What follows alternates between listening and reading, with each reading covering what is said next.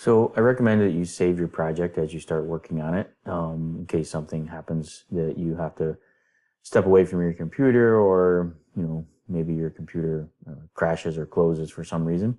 You want to make sure you save what you have. So what you would do is go up to the menu bar here, and you can see at the top there's the name is untitled, and it has a star next to it that just shows you that it's unsaved.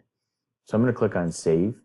It's going to ask me for my project name, so I'm going to call this, we'll call it baseball t-shirt, so I know how to find it later.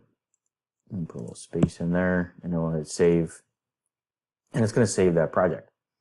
So now we can, you'll see here that I'll just click on that, get rid of that message.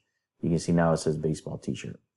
So when you click on it, you can see that it kind of shows you some information. You can edit the project details, so you can give it more information about what you did, some tags, and then who can view this. So if you want to share it with anyone, anyone with a link, or everyone out in the Cricut world, you could save it.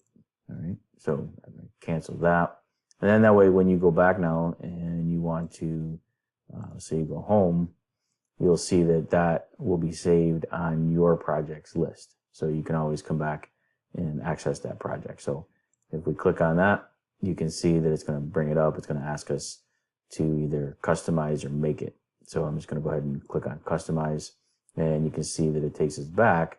And like we said in the earlier videos, you will lose the template. So, okay. So it also zooms in. You can see that it's zoomed in. There are some zoom tools down here, so I can hit this magnifying glass and zoom out, and that way I can see more of my